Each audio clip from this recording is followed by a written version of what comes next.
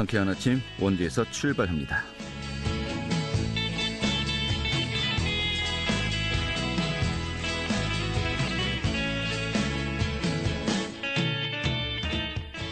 안녕하십니까. 5월 10일 화요일 아침에 인사드리겠습니다. 상쾌한 아침 원주에서 출발합니다. 진행의 한태호입니다. 오늘 원주 지역 차차 하늘이 좀 흐려지겠습니다. 낮 기온은 23도까지 오르겠는데요. 남은 한 주간 좀 예년보다 따뜻한 날씨 이어지겠다고 합니다. 참고하셔야 되겠고요. 자, 오늘 준비한 소식 살펴보도록 하죠. 전국 동시지방선거. 오늘은요, 이 강원도지사 후보죠.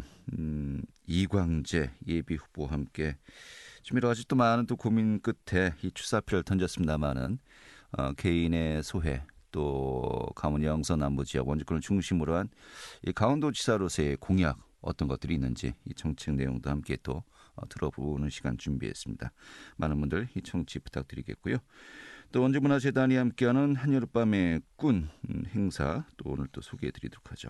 5월 10일 화요일 상쾌한 아침 원주에서 출발하겠습니다.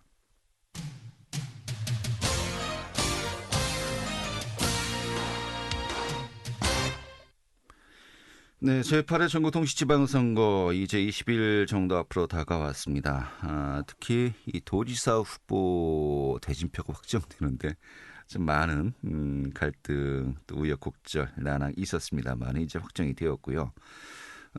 국민의힘의 김진태 전 의원이 확정되었고요. 또 민주당에서는요 이광재 원주갑 전 국회의원이죠. 좀 이 부분에 대해서도 출사표 던진 자체에 대해서도 좀 많은 또 이야기할 것이 있는 것 같습니다.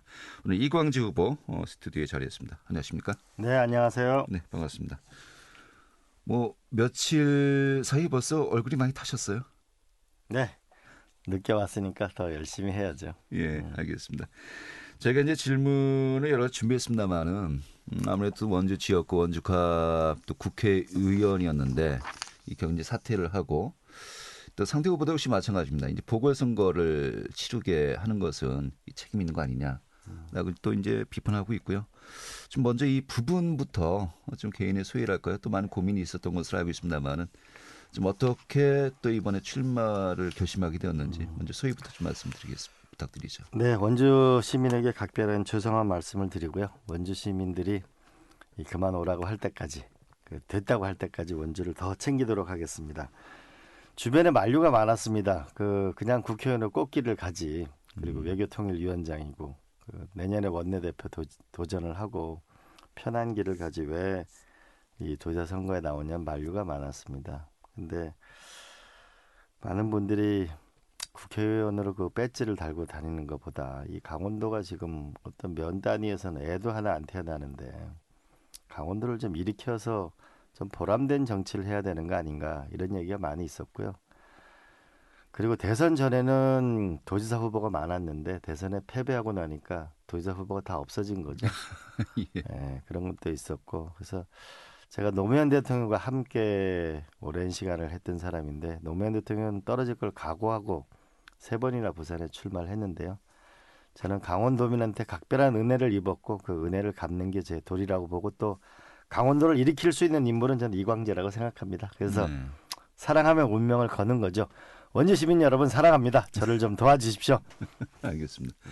자, 그런데 어제 여론조사가 이제 발표가 되었는데 뭐 MBC 측에서도 또 저희 KBS에서도 여론조사를 발표했습니다. 좀 아직은 뭐 오차 범위 내냐 왜냐 이 정도의 차이가 있을 뿐이지 좀 열세로 나타나고 있는데 근데 이제 특히 제가 눈여겨보는 것이 이제 권역별 또 여론 수치가 있지 않겠습니까? 뭐 춘천권이나 강릉권 그렇다 치더라도 이 원주권에서도 아직 앞서지 못하고 있는 것으로 나오고 있습니다. 이런 부분 좀 선거 전략 앞으로 아직 초반이라고 합니다만은 좀 많은 고민을 하셔야 될 것 같은데. 전체적으로 근데 그 추세가 지금 한 15%, 8%, 뭐 지금 3%까지 줄었잖아요. 네. 추세가 줄어지고 있는 것이 의미가 있고 또 하나는 결국은 그 도민들이 볼 때 저는 이게 손흥민 같은 축구 선수와 같은 정치인이 필요한데 어제 토론에서도 누가 일을 할 수 실적이 있는 사람이 누구냐. 네. 그렇잖아요. 골을 넣어야 될 거 아닙니까? 근데 두 번째로는 우리가 결국은 협치를 해가지고 결국 누가 여야의 협치를 해가지고 강원도를 잘 이끌어 나갈 거냐. 네. 그리고 또 하나는 손흥민 선수는 국제적인 선수잖아요. 누가 미국, 중국, 일본, 러시아의 그 강대국 틈에서 그들의 지도자들과 교류를 통해서 글로벌 강원도를 만들어낼 거냐라고 하는 미래를 저는 선택할 거라고 봅니다. 네. 여야 협치를 말씀하셨는데 그러고 보니까 오늘부터 야당 후보가 되셨네요. 뭐 제가 국회에서 대정부 질의를 할 때 보면은 국민의힘 의원들도 박수도 많이 받는 몇 안 되는 정치인이잖아요. 결국은 이게 강원도 발전에 여야가 없고 저는 8명의 국회의원 한 명한테 전부 강원도 그 직원 우리 공직자를 파견 보내가지고 그렇게 해서 협치를 하려고 그럽니다. 왜냐하면은 국회의원은 비서가 9명이고 도청은 몇천 명이잖아요. 결국은 사업계획서를 도에서 시에서 안 만들어주면 일을 못합니다. 국회의원은. 네. 그런 면에서 저는 사업계획서를 가장 잘 만들 수 있는 사람이고 또 여야 국회의원들하고 잘 지내는 사람이죠. 알겠습니다. 이번에 그 출마를 결심하시면서 특히 이제 민주당 측에 요구했던 5가지의 전제 조건이 있었습니다. 그 중에 가장 대표적인 것이 이 강원특별자치도의 이 법안 통과 아니겠습니까? 네. 이것은 뭐 국민의힘 쪽에서도 역시 이 대선 공약이었고 얼마 전에 이미 또 상임위원회에서 소위원회도 열렸었습니다만 좀 그때는 계류가 되었어요. 좀 많은 분들이 궁금해하시는 게 이게 평화냐 아니면은 경제냐 어디에 더 포커스를 둘 것인가라는 뭐 정도 차이는 있습니다만은 중요한 것은 특별자치도 아니겠습니까? 예. 이게 그 지자체의 어떤 자율성을 좀 더 보장해 준다 우리가 그 정도로만 알고 있는 건데 이게 그 어떤 의미 또 이게 만약에 통과되면은 어떤 변화가 있는 겁니까? 특별자치도는 현재 제주도 특별자치도하고 세종시 특별자치도가 있죠. 네. 이걸 하게 되면 일단 재정이 늘어나는 거 하나. 그다음에 규제를 혁파해서 도지사의 권한이 강화되는 거 하나. 네. 또 하나는 제주도의 국제학교처럼 그 학교의 부분에서 자율성을 갖는 거 하나. 이 세 가지가 특징적이라고 볼 수 있습니다. 이걸 반드시 해야 되는데요. 네. 그래야 규제를 넘어서 일자리를 창출할 수 있습니다. 그런데 그 국민의힘에서는 2025년도에 한다는 거예요. 예. 근데 그럴 때는 점점 더 다른 도에서 우리 도도 해달라고 할 거 아닙니까? 저는 이때가 기회라고 보는데 오늘 그 강원도 도의회에서 오늘 의결을 하게 됩니다. 왜냐하면은 강원도 의견을 들어야 되기 때문에 행안부가 요청을 했습니다. 그리고 12일 날 저는 국회에서 그 행안위에서 아마 법안 의결이 있을 가능성이 많다고 봅니다. 네. 그렇게 되면은 5월, 6월 중에 통과를 해야 그래야 강원도가 특별자치도로 하지 이거를 국민의힘처럼 대선에 약속했다가 2025년도에 해준다는 얘기는 저는 안 해준다는 얘기예요. 똑같은 거다. 근데 그 논리면은 사실 또 역시 국힘 쪽에서도 이야기하시는 것이 문재인 대통령이 대선 공약이었고요. 또 이제 180석의 거대 여당이 민주당이었음에도 불구하고 왜 이제 와서야 이 법안 처리를 서두르느냐 또 이야기를 할 수 있거든요. 그렇게 봐야 되겠죠. 결국은 이게 강원도만 특별하게 해준다는 게 쉽지 않잖아요. 그렇잖아요. 네. 그런데 이게 여야 후보의 대선 공약이 됐고 강원도 정치인들 자체가 이게 현실적으로 가능하다고 생각하지 안 하고 있었던 거죠.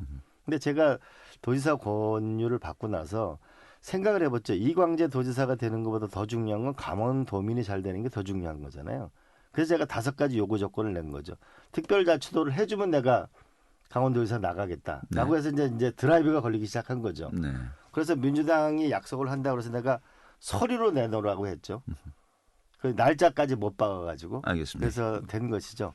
그러면은 이제 뭐 취지는 알겠고요. 근데 중요한 것은 여기 이제 어떤 자율성, 뭐 다른 규제를 개선한다라고 한다면은 이게 사실 정부 기관에서 뭐 환경부라든지 뭐 관서교통부라든지 국방부라든지 이또 이해관계가 걸려 있는 또 기관들 또 부처들이 많이 있지 않습니까? 이게 쉽지 않은 어떤 과제가 않습니까? 그렇지 네. 않습니다. 제주도도 특별자치도를 먼저 통과시켜 놓은 다음에 지루한 싸움을 통해서 얻어낸 겁니다. 네.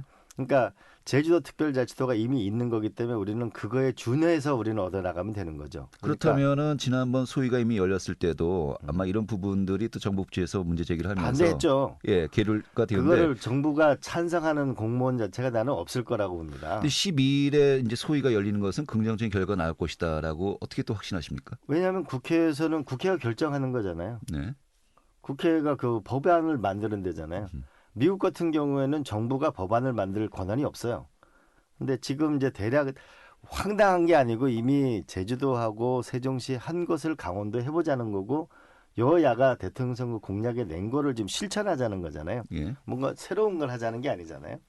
그러니까 이제 행함으로 봐서도 답답했죠. 그래서 이제 강원도 의견을 받아와라라고 예. 했는데 오늘 도의회가 열리죠. 그래서 저는 강원도 분들이 맨날 홀대로만 얘기하지 왜 약속한 거를 못 받아내냐. 이제는 그걸 받을 때가 된 거다. 더군다나 바로 지방선거를 앞두고 있잖아요. 이때 우리가 선물을 받을 수 있는 좋은 시기 아닌가요? 여야로부터. 알겠습니다. 뭐 12일 아무튼 소위가 열리게 되고 거기서 어떤 그 방향 또 결론이 나냐에 따라서 또 많은 또 결과가 그렇습니다. 기대가 처음에는 되는군요. 아마 재정 조직권까지 다 못 받고 특별자치도만 받게 될 겁니다. 네. 근데 우리가 평창 동계올림픽 유치하고 나서 강릉까지 철도 안 놔주려고 중앙정부가 아주 애를 썼거든요. 네. 근데 결국은 철도와 마지막에 받아냈고 오늘 그 철도 때문에 원주나 우리 강릉이 많이 달라지잖아요. 알겠습니다. 좀 그러면 이제 좀 철도 말씀하셨는데 예. 어젠가 그젠가 그 철도 관련해서도 네, 공약을 발표했습니다. 우리 이제 그 강원 영서 남부권 이 원주권을 중심으로 이야기하죠. 이 철도 공약에 영서 남부권이 포함되어 있는 게 어떤 계획이 있습니까? 결국은 강남하고 원주하고 연결하는 것이 핵심이죠. 사실 그런데 이미 그 여주 원주간 수도권 전철 이제 사업이 네. 지금 뭐 착수를 했지 않습니까? 네네. 이 전철이면 됐지. 뭐 GTX까지 또 필요한가라는 또 이야기도 있고요. 그거는 그 GTX랑 연결되는 거는 저쪽 강남권하고 수서하고 연결부를 또 연결시키는 거거든요. 그러니까 네. 전철 수도권 전철을 타고 와서 KTX하고 연결되는 걸 말하는 거기 때문에 훨씬 강남에 있는 분들이 접근성이 다양해지는 거죠. 네. 그럼 이제 수서역까지 오는 과정이 더 편해지는 거고 그렇게 되면 강남에서 원주까지 34분이에요. 그럼 원주까지 오게 되면 이제 제천까지는 또 이음으로 연결됐잖아요. 네. 그렇게 되면은 제천부터 영월까지는 대부분 평지입니다. 그 영월까지 우리가 이음으로 가는 거죠. 그렇게 되면은 정선 태백까지 우리가 갈 수 있는 새로운 길이 열리게 되는데 거기는 우리가 선형을 개량해서 가게 되면 저는 결국은 원주부터 저 삼척까지 정선, 그리고 태백, 네. 그다음에 삼척까지 가는 그 철도도 하나 더 얻어낼 수 있다고 보는 거죠. 그래야 네. BC 타당성이 점점 높아져. 왜냐하면 강남하고 강남에서 원주가 연결되는 건 획기적인 거거든요. 강남 전체가 부산시 전체의 법인세보다 약 1조 원 정도 덜 거칩니다. 그러니까 강력한 경제력을 갖고 있는 것이죠.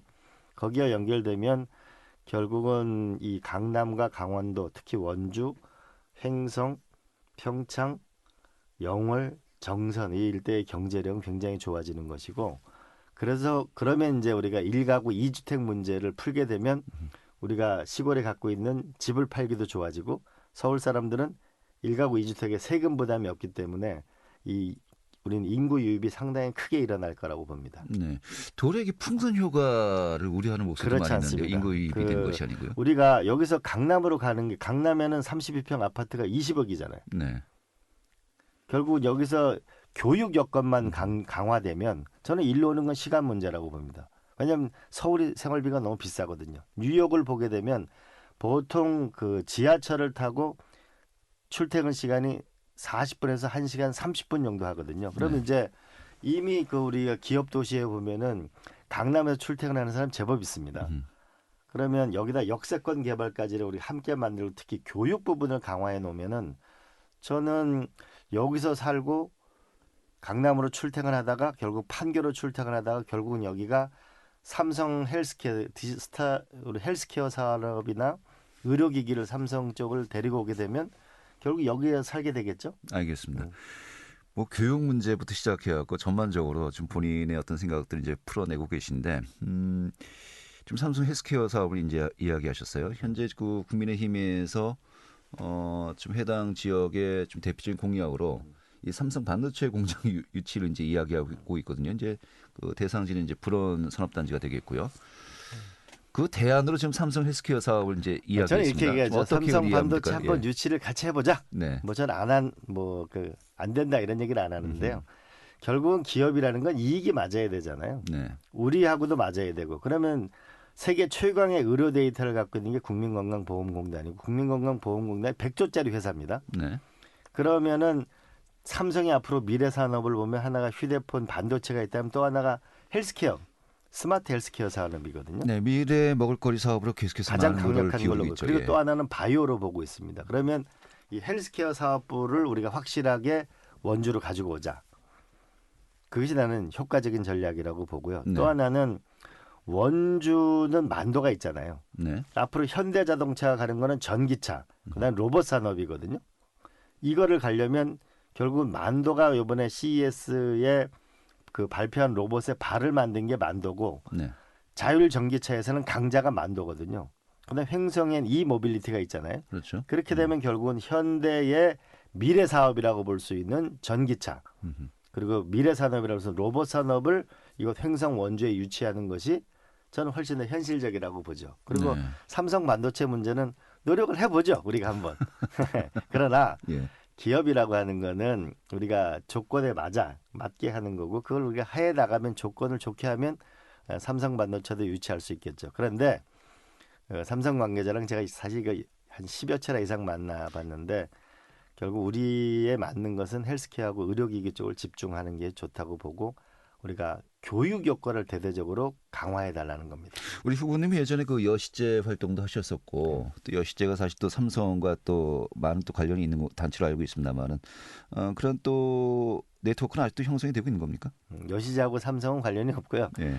삼성경제연구소하고는 저는 뭐 계속 그 학습도 하고 교류도 하고 있는데 결국은 미래 산업을 앞으로 결국은 가져가야 되잖아요. 전통 산업이 아니고 그러면 원주와 맞는 것을 결국은 결합하는 것이 서로 윈윈하는 거라고 봅니다. 저는 오히려 삼성의 C랩 그래서 미래 산업에 투자하는 것을 오히려 유치하면 훨씬 더 강력하고 삼성 소프트웨어 아카데미 이거 유치하려고 전국으로 경쟁하고 있거든요. 아카데미를 졸업하고 나면 취직이 잘 되잖아요. 저는 그것을 결국은 유치하는 것이 현실적이다. 알겠습니다. 더 많은 이야기를 하고 싶은데 시간이 거의 다 되었고요.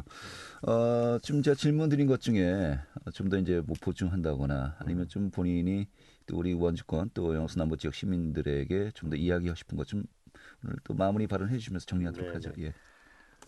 원주 시민 여러분, 제가 원주를 각별히 챙기겠습니다. 이번 보궐선거를 나오게 돼 죄송하게 생각합니다. 이번에 보궐선거에 홍준표 의원, 김태훈 의원, 김은혜 의원 등 전부 국회의원들이 출마를 했습니다. 그리고 그 지역에 있는 분들은 자기 지역 출신의 국회의원을 도지사나 시장을 만들려고 굉장히 함께 노력하고 있습니다. 그러니까 저도 더 열심히 노력해서 이 원주도 생기고 또 강원도를 전 국민이 사랑하게 만들겠습니다. 원주는 아마 GTX와 연결되고 수서 이번 6월 달에 사업자가 선정합니다. 여주 원주 간 수도권 연철. 그렇게 되면 3년 뒤면은 끝이 납니다. 그러면 30분 내에 강남에서 연결됩니다. 1군사 부지는 2년 뒤에 착공을 하게 됩니다. 50만 평의 땅이 미래의 산업으로 태장동, 우산동이 거듭날 것입니다. 제가 반드시 챙길 것입니다. 무실동도 10년간 논란을 끌었던 교도소 부지도 봉산동으로 갑니다. 여기에는 저는 세계적인 도서관을 만들어서 멋진 곳으로 만들 것입니다. 저를 도와주십시오. 최선을 다하겠습니다. 네. 강원도민이 가장 자랑스러운 정치인으로 일을 잘하는 사람으로 손흥민 선수처럼 여야 협력해서 멋진 곳을 만들겠습니다. 꼭 좀 도와주십시오. 네. 오늘 고생하셨습니다. 네. 감사합니다. 이광재 강원도지사 민주당의 예비 후보였습니다.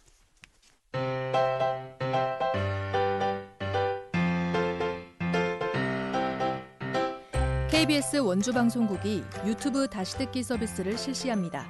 매일 아침 강원 영서남부권의 뉴스와 정보를 전해드리는 상쾌한 아침 원주에서 출발합니다는 KBS 원주라디오 유튜브 채널을 통해 다시 들을 수 있습니다.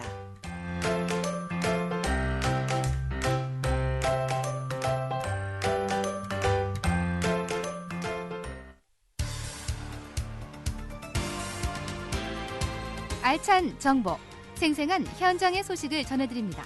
리포터 현장. 네, 원주문화재단이 12년째 이어오고 있는 공연축제죠. 한여름밤의 꾼이 오는 토요일에 시작합니다. 또 코로나로 멈췄던 행사들도 예정이 되어 있는데요. 오늘 소개해드리겠습니다. 추인의 리포터 어서 오시죠. 네, 안녕하세요. 이 코로나 이후에 중단되었던 축제가 하나 둘씩 다시 또 시작이 되는 것 같습니다. 먼저 오는 토요일에 진행되는 한여름밤의 꾼 어떤 축제입니까? 네, 원주 문화재단이 개최하는 한여름밤을 꾸는 12년째 진행되고 있는 행사입니다. 잘 쓰지 않는 원주 관내 야외 공연장을 중심으로 원주 생활 문화 동아리의 다채로운 공연을 진행하는데요. 행구동 수변공원, 댄싱 공연장 상설 주차장, 장미공원, 태장동 문화마당 등의 공간에서 진행이 됩니다. 5월부터 8월 사이 매주 토요일 여름 다양한 공연 분야의 꾼들이 만드는 축제라고 해서 한여름밤을 꾼이라고 이름을 붙였는데요. 선선한 여름밤 공연도 즐기고 축제 분위기를 느낄 수 있을 것 같습니다. 이번 행사는 일상을 회복하기를 주제로 공연 외에도 다양한 즐길거리가 준비됩니다. 현장에는 시민들이 문화체험을 즐길 수 있는 다양한 체험 부스가 마련되는데요. 체험 부스는 모두 무료로 이용할 수 있습니다. 에코백과 무드 등 핸드폰 케이스 만들기 등의 체험을 즐길 수 있고요. 첫 행사는 이번 주 토요일 14일 시작됩니다. 총 8회차로 진행이 되는데요. 매주 다른 장소에서 행사가 진행됩니다. 네. 특히 지역의 협동조합이 참여하는 프리마켓이 또 함께 진행된다고요? 네, 우리 지역의 생산품과 수공예품을 살 수 있는 프리마켓이 진행되는데요. 이 프리마켓은 원주의 생생마켓과 협업해 진행합니다. 생생마켓은 원주 지역 농민이 직접 생산한 농산물을 판매하고 신선한 과일과 채소를 적정한 가격에 구입할 수 있는 로컬 푸드 시장입니다. 사회적 경제인들과 협동조합원이 판매자로 참여하는데요. 원주 문화재단 박현진 담당자 이야기 듣겠습니다. 원주 문화재단의 대표적인 축제 한여름밤의 꾼은 12년째 유효화된 관내 야외 공연장을 중심으로 원주 생활문화 동아리들의 다채로운 공연을 선보여온 행사입니다. 한여름밤의 꾼은 원주 생활문화 동아리들에게 활동 기회를 제공해 공연을 활성화시키고 시민들의 문화 향유 기회를 제공하기 위해 기획되었습니다. 여름밤의 꾼은 5월부터 8월까지 진행되는 행사이며 한여름밤에 꾼들이 모여 축제를 이룬다는 의미를 갖고 있습니다. 네. 자, 공연은 또 어떻게 구성이 되어 있습니까? 네, 원주 매진홍학 보존회를 비롯한 원주의 생활 문화 동아리들이 함께 무대를 꾸미는데요. 강원도를 대표하는 장구팀으로서 전국적으로 활동하는 장구팀과 우쿠렐라 동아리를 비롯해서 다채로운 공연팀의 무대를 볼 수 있습니다. 이번 공연은 오후 6시 반 행구동 수변공원에서 시작해 10개 팀의 공연이 이어집니다. 흥미로운 건 공연팀의 무대를 보고 평가하는 시민 심사단 시스템이 도입됐는데요. 시민들이 매회 공연을 관람하고 베스트 팀을 선정하는 시스템입니다. 매회차 시민 심사단이 선정한 베스트 7팀은 행사 마지막인 8회차에 한 번 더 공연할 기회가 주어지는데요. 이 시민 심사단으로 참여한 분들은 봉사 시간과 원주 대표 관광지 8경의 컬러링북, 그리고 무대 관람석의 지정석을 제공받습니다. 공연을 함께 만들어갈 수 있는 좋은 시간이 될 것 같은데요. 시민심사단으로 참여하려면 원주 문화재단 홈페이지의 공지사항에서 지원서 양식을 다운받고 작성 후에 메일을 보내면 됩니다. 박현진 담당자 이야기 이어 듣겠습니다. 한여름밤의 꾼 공연팀은 원주에서 활동 중인 생활문화 동아리들로 구성되어 있습니다. 올해는 공연팀 모집 후 지원팀들이 지원 영상을 보고 장르별 투표로 공연팀이 선정되었습니다. 이번 주 5월 14일 토요일 행구동 수변공원에서 오후 6시 30분 1회차 한여름밤의 꾼이 진행될 예정입니다. 점차 코로나19 이전의 일상으로 회복해 가고 있는 시민 여러분들에게 조금이나마 즐거움을 전달하기 위해 다채로운 공연뿐만 아니라 문화체험, 프리마켓 등을 함께 마련한 만큼 한여름밤의 꾼에 많은 참여와 관심 바랍니다. 네. 앞으로 공연 일정은 어떻게 진행됩니까? 네, 유휴공간 곳곳에서 8회차로 행사가 이어지는데요. 우리 가족 봄소풍, 초여름 일상의 힐링, 한여름밤의 바캉스, 뜨거운 썸머파티 이렇게 4가지 주제로 행사가 구성됐습니다. 각각의 주제에 맞는 악기와 대중음악, 전통 댄스 공연이 진행될 예정인데요. 일정별로 자세한 사항은 원주 문화재단 홈페이지를 통해 확인할 수 있습니다. 여름밤 축제 분위기 느끼고 싶은 분들은 이번 주 토요일 저녁 한여름밤의 꾼 행사 함께 하시면 좋겠습니다. 네, 이렇게 뭐 크던 적던 이 행사들 이제 코로나 이후에 조금씩 열리고 있다는 것 좀 실감이 나는 것 같습니다만은 이번 토요일에 열리는 한여름밤의 꾼 행사 통해서 특별한 또 여름밤, 초여름 지내셨으면 좋겠네요. 오늘 이렇게 정리하겠습니다. 잘 들었습니다. 네, 감사합니다. 네, 추인의 리포터였고요. 자, 5월 10일 화요일에 함께했던 상쾌한 아침 원지에서 출발합니다. 오늘 소식은 여기까지입니다. 지금까지 기술의 한대희, 구성의 문수연이었고요. 저는 한태후였습니다. 내일 아침 8시 30분에 다시 뵙도록 하죠. 고맙습니다.